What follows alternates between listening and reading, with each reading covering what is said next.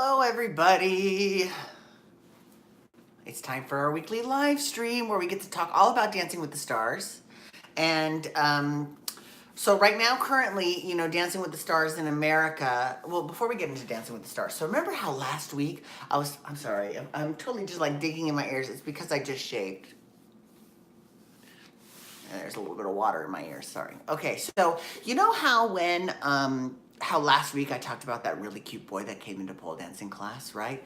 Well, he's come back to class, and he's taking Monday and Tuesday. He took class on Monday and Tuesday, so I was just like, he's so cute. It's distractingly cute. Now, what sucks for me is that I can't see him for a while because I have to take a little break from the pole studio.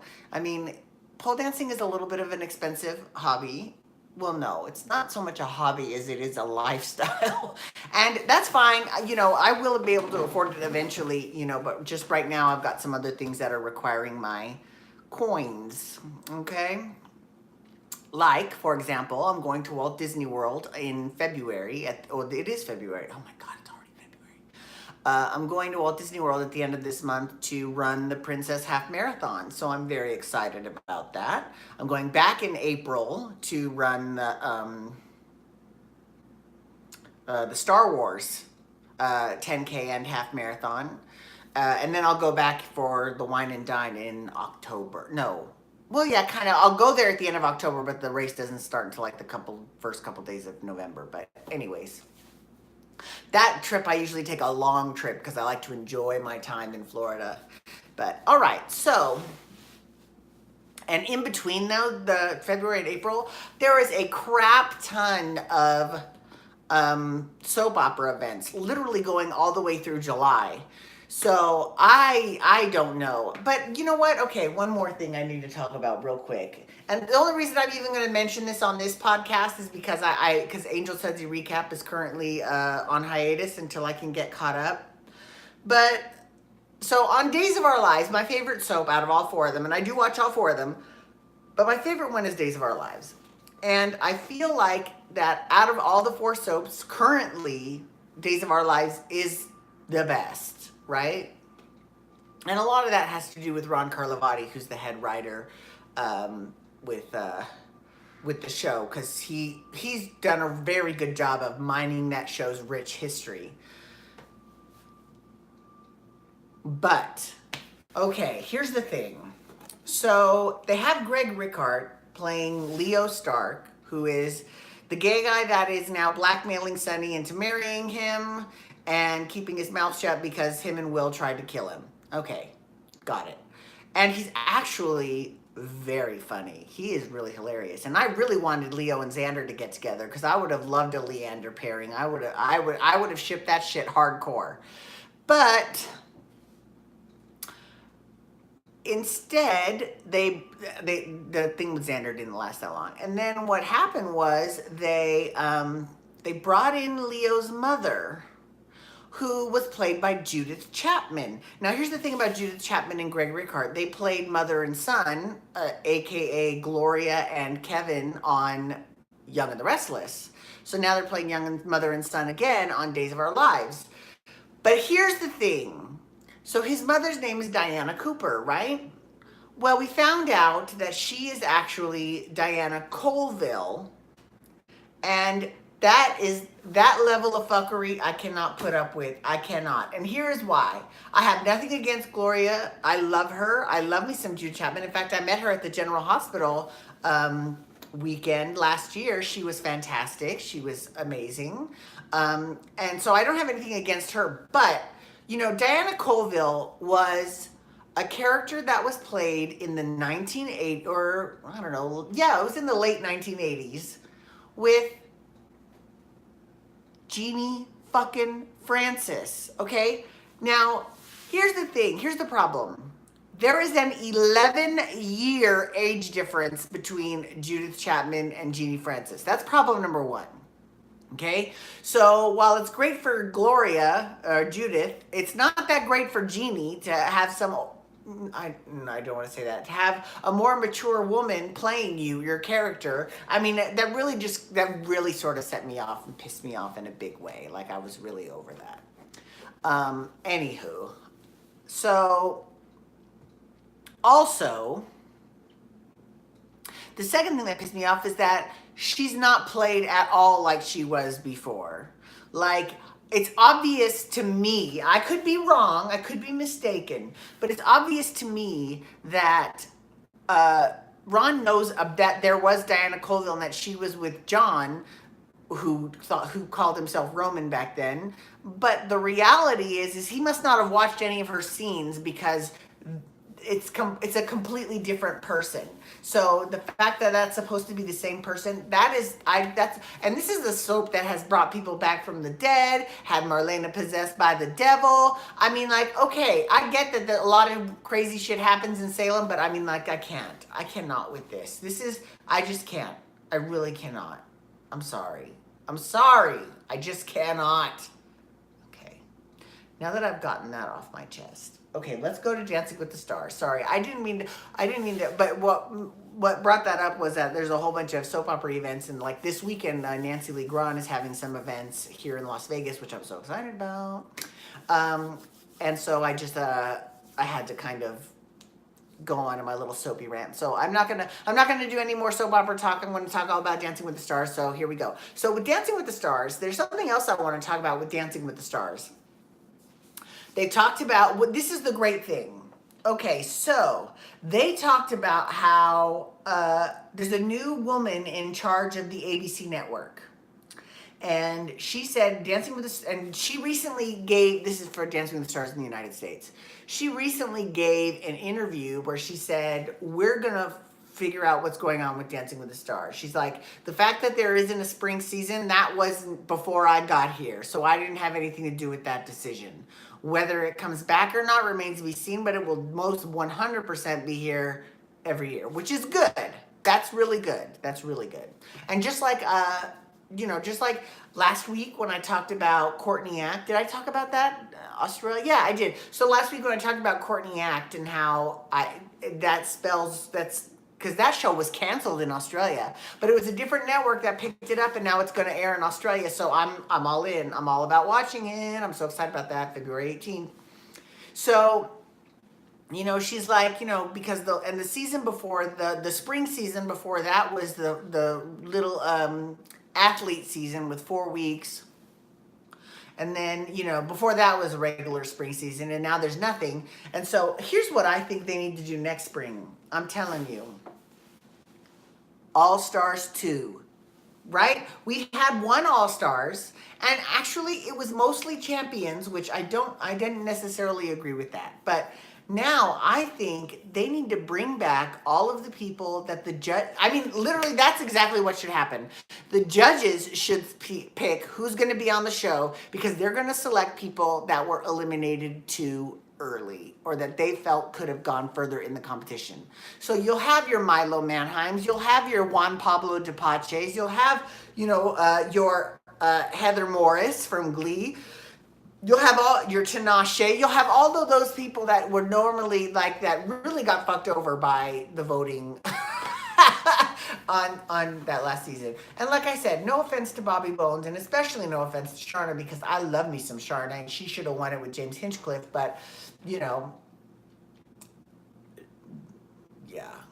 Okay. So that's all I have to say about Dancing with the Stars in America. And I'm very excited about Dancing with the Stars Australia starting on February 18th. I've looked up the time difference. So that means that it airs at 12:30 at night, because it's they're not 19 hours ahead of us or something like that, because it's 7:30 over there p.m. is 12:30 a.m. same day. So it makes me like, okay, I'm gonna have to stay up late on Fridays, because Friday's the 6th to the 17th, and then the 18th is on a Saturday. So it's on Saturday nights at 7:30 in Australia, and then it's Saturday morning at 12:30 in the morning. So I'm excited about it, though. I don't care. I will be up. I will have my popcorn. I will be watching, and I feel bad for my neighbors because I will probably be loud, but it is what it is. And what? And what? Okay, so this week on Dancing with the Stars Ireland, some interesting things happened. First of all, I have to say that we actually saw Curtis Pritchard, who is AJ Pritchard's brother, the one that, you know, both of them got the shit kicked out of them in Manchester right before the show started, and he had to drop out because he needed surgery. He's back now, and he says he'll be back to dance next week. So that leads me to believe that if Holly had lasted longer in the competition, she would have had Curtis to dance with. And it is unfortunate because she had zero chemistry with Trent. I mean, none. But and now we'll never know, you know, what could have happened with Curtis. But the good thing though is that, you know, next week is the switch up week where the people vote who they want their celebrities to dance with. That's great. But I mean, I tried to log on to the website to look at it myself, but I was too late. So I'm wondering if what happened was that they allowed Curtis to be one of the choices. I would love to see. So he might not be out of the competition 100%, but I can't wait to see Switch Up Week next week. But okay, so this week, this week was their most memorable year. Now, they didn't do this bullshit in Strictly Come Dancing in the UK, but they do it here all the time, and they do it every single season, and I fucking hate it. I'm sorry, I hate it. But again, I hate it because usually they don't pick a song that's from that era. They don't do a dance that has anything to do with that era. So it's like, what the fuck? I mean, like, it's just, this really just... Why don't they just change it to, instead of my most memorable year, to my biggest sob story that I'm going to tell on the show? I mean, really, because that's what it is. Everyone talks about all their sob stories, blah, blah, blah. Okay. So, and honestly, I don't remember a lot of the years, to be honest with you. I don't. I know a lot of them were in like the 2000s. There was a couple in the 90s. There was like one in 96 and one in 98, and then there was one in 1988. Okay, so let's start there. So the first couple to dance, that's Fred Kook. I fucking love Fred Kook. And Julia. And here's the thing about Fred Kook. He did, but see, yeah, here's the thing. He did a tango to Beat It by Michael Jackson. And he had a lot of Michael Jackson moves because when he was a kid, he dressed up, he didn't dress up like Michael Jackson, but he loved Michael Jackson. He went to see him in concert. He had, you know, the glove, and he could moonwalk. I mean, he was pretty fierce. And again, I'm loving Fred Kook because he just goes for it. But the problem though is that, I mean, the tango, and this has nothing to do with him. This is more having to do with Julia, because the pros actually pick what style of dance that they're doing. So I would have picked something else. I really would have. Like, even a Paso Doble would have been better than a tango for Beat It. I mean, Beat It, really? I just... Yeah, so he got the second lowest score of the night. He got 17 points. So he got a 5 and then a 6 and a 6. Okay, so then the next people to dance were Peter and Ksenia. And, you know, I love Peter's body. I mean, don't get me wrong, I love Peter too, but I love his body, and he's just phenomenal. And I think, like, in terms of athletes, I think he's way better than Dennis, to be honest with you, because he performs in the face, which is Dennis still has not gotten, which we'll get to that when we get to his performance.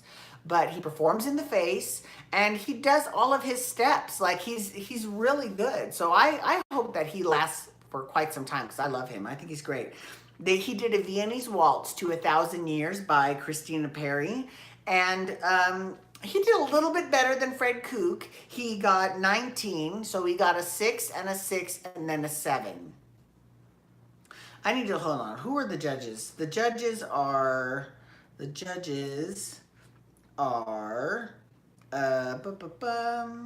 Brian Redmond, Lorraine Berry, and Julian Benson. Okay, Julian, I love Julian. Julian is basically the Bruno, and I love him. I think he's phenomenal. Brian's kind of a dick.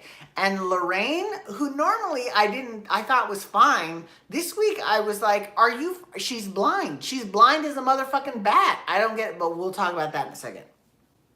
Okay, so Viennese Waltz, Peter and Ksenia, they were okay. Better than Fred Kook, 19. Okay, then there was Darren and Karen. Now, as you know, Darren is he is the Carson Kressley of Ireland, but he looks like the Bobby Bones of Ireland, but he's really the Carson Kressley of Ireland. And he did a salsa to Maria by Ricky Martin. And you know what? I've got it. You know what? Okay, so here's the thing about Darren and Karen. They did really great on their first week. The next 2 weeks were not good. But then this past week they were great again. But yeah, it didn't do that much for the judges though. They gave them less than Peter and Ksenia. They only got an 18. They got 3 6s. So you know, I just don't know if those abs were enough to save him, because he does have some nice abs, I gotta say. Excuse me. Okay, so then there is Demi and Kai.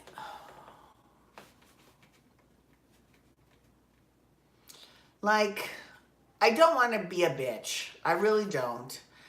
But I mean, like, it's the competition is getting to a point now where it's getting beyond Demi. Like, it's over her head. And yes, she's the youngest person in the show's history, but that's their show, not ours, because she's nowhere close to being the youngest in America. So I just feel like, you know, Kai though is fierce. I love me some Kai. And he does his best with her every single week. So I give him major props. They did a rumba to Dance With My Father by Luther Vandross. Now, remember how I said memorable year? So, you know, what's his name? Peter's year was the year he got married. Darren's year was, there was something about when Ricky Martin came out and how he was able to come to terms with who he was. And I think it was his veiled coming out story. I don't know why he didn't just say that's when I came out, but whatever, it's fine. And then there was Demi, and she talked about the year that her father died. Okay, already sad story, right? And she did Dance With My Father by Luther Vandross. And here's the thing. And this is where I kind of give Kai a little bit of credit, because he had to be a little bit sneaky about this. He tells her, I think you should do a Roomba, because a Roomba will showcase you the best, right? But really, Roombas are all about the men. You know, the ladies are showcased for pretty much every other fucking dance, but the Rumbas are all about guys. So, but she's not that great of a dancer, so I get it. I totally get it. I understand why, you know, he did that. So I give you props, Kai, because that was pretty smart. And he's got the hottest little butt too. Oh my God, he had these pants. So doesn't have like a juicy ass like Mark Ballas, because Mark Ballas, in terms of asses on Dancing with the Stars, Mark Ballas is definitely at the top of the list, with Max a close second. But he's got just a pert little derriere. It's so cute. So, but understandably so, they got the lowest score of the night, because they should have, because, you know, she didn't really do a lot of dancing. Like, that's the problem. The problem with Demi, and also to a smaller extent Dennis, is that the hard part for these two people is that they don't know how to sell when they're not dancing, right? So a good performer like a Johnny or a Cleona or a Clelia, they know that even when you are just doing step, touch, they know to still give you everything that they've got, right? Whereas, you know, Demi would just step, touch, be, you know, and Dennis would be like, right? So that's kind of where I feel they need to pull that out of them.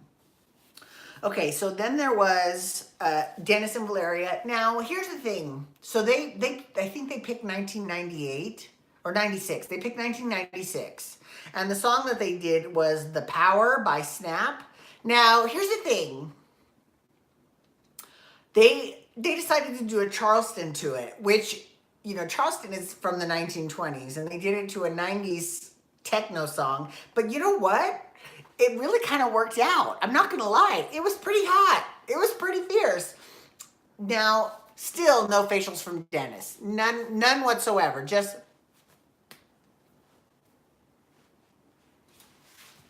like, I mean, like, you put a bag over his head. I mean, it would be the exact same thing. So, but I do give Valeria credit because she did a good job at choreographing. She did a really, really good job of that with that Charleston. And they agreed, the judges agreed because they gave him 23 points. Now, I think he was a tad bit overscored, but he got a 7 and a 7 from Brian and Lorraine, and then they got an 8 from Julian. It was a little bit high, but it's okay. So that was a little disappointing that they were scored so well, but whatever, it's fine. And then after them, Clelia and Vitali did a Viennese waltz to the Fair City Waltz. Okay, yeah, so here's the thing. So Clelia talked about how her favorite year was the year that she got booked on Fair City, which apparently is some TV show in Ireland. I don't know. We don't get that here. I don't know anything about Fair City. It must be a huge deal in Ireland. But she's like, I had 2 kids and I didn't have any money, and then I got Fair City and it just changed my world. And she had one of her co-stars in the audience. So I'm like, okay, I need to, I can actually probably figure out what here. Let's figure that. What is Fair City? Fair City is an Irish television drama serial on RTE1. Oh, is that like a soap opera? Those are my favorite words. Let's see. It's ran from September 89 to the present. So it must be a soap opera. Well, now I have a far new respect for Clelia Murphy. I loved her to begin with, but now that I know she's one of my soap girls, listen, I think you got this. You got this. So they did the Viennese Waltz. They did so good. And they got a 21. They each got 7 points. Personally, I think she should have got the 23 and Dennis should have got the 21. But that's just splitting hairs, I thought she did great. She was fine, right? Okay, so then the next one was Johnny and Emily. Now, here's the thing. Even though I'm kind of rooting for Clelia to win, I definitely think that Johnny is the one they have to beat. For real. And I don't care what Brian or Lorraine or Julian says. I don't care. Johnny is fierce, right? And here's okay. So the year that Johnny picked was the year that he got bit by the showbiz bug, because his first job before he got on television, he was in a Boyzone tribute band playing Stephen Gately. Now already he's won me over with that, because I love me some Stephen Gately, and a lot of people love Stephen Gately too. So the fact, rest in peace, but the fact that he is doing like that, he was impersonating him, that just is like, oh my God, that's so fierce. Again, also because it's so different from the hoodlums that he plays on television. So he did this cha-cha-cha to Picture of You from Boyzone, and one of he was underscored. I'm sorry, he was underscored. He got a 20. He got 7s from Julian and Brian, but Lorraine fucking gave him a 6, and she was like, when I think of a cha-cha, I think of Cuba. And honestly, that just pisses me off, because that just shows me she's grading him on such a different curve. That's not fair. That's not fair to him. That really isn't. I mean, like, he doesn't have any dance experience, right? So he can pick shit up. So you shouldn't be judging him so hard. So Lorraine, I'm over that. And oh my God, the comments, oh my God, everyone, I gotta give the Irish people props, because they know their shit. And they were talking about how bitch needs to go to Specsavers, which is, I think, their lens crafters that they have in Ireland. And she needs to figure out what's going on, because Johnny to win. Everyone was like, Johnny's good. And I love it. Because you know what? Here's the thing about the judges. it's just like America in the respect that if you like someone, you're gonna vote for who you like, regardless of what the judges think. And unlike Strictly Come Dancing, they're going to they have all the say. The judges don't have a say at all. Whereas with Strictly Come Dancing, they'll have them do a dance off, and then the judges will pick who they want to stay. That's how I think we should do things in America as well. But that's how it is in America and Ireland. I don't know how it is in Australia. I can't wait to see that when that starts. I'm very excited about that. Okay. So next is Cleona and Robert. I think they got 1998 because her year that she did was the year she started singing country music. And she was inspired by Shania Twain. And I found that interesting because Shania Twain, also not American, she's Canadian. And Cleona, obviously, she's Irish. She's not American either. And country, to me, it always seems like it's such an American form of music, but it really isn't. I mean, the Canadians do it, the Irish do it, the Australians, Lord knows. You've got Olivia Newton-John, you've got Keith Urban, you've got all kinds of crazy, Australians that do country music. So, it's okay. Anyways, she's fierce too. They did an American Smooth to Man, I Feel Like a Woman. Dun, dun, dun, dun, dun, dun, dun. She did great. She did great. They were really good. They were very good. But they only got a 22, and I thought they were underscored as well. But, they were still at the top. They weren't at the top of the leaderboard, but they were up there. And a lot of that is, was deserved, but I think they should have been higher up there, but whatever. So finally there was Mairead and John. I know I'm going to piss off a lot of people by saying this, but I don't understand Mairead. I don't get her appeal.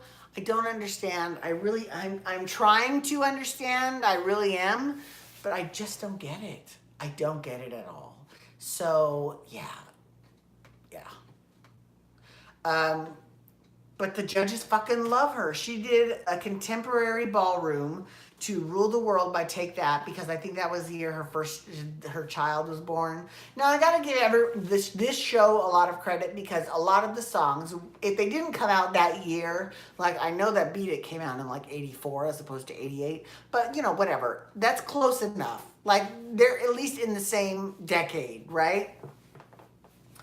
But yeah, so so they did this contemporary to Rule the World, and she got 25 points. Brian and Lorraine gave her an 8, Julie gave her a 9. And I've said I think she'll definitely make it to the top 4. I just, but she'll be there with Clelly and Cleona and Johnny, and I still am standing by that today. Now, so what happened at the end of the episode? Well, first, then they came and chatted with Curtis, and they talked about Curtis, and he said that he read the terms and conditions, and he announced that the vote was open, and then they did a number with the pros, and after that, they announced who was safe and who was going home. And the people that were safe was everyone. Basically, everyone was safe except for the following 3 couples: Darren and Karen, Dennis and Valeria, and Clelia and Vitaly. So here's the thing. I don't know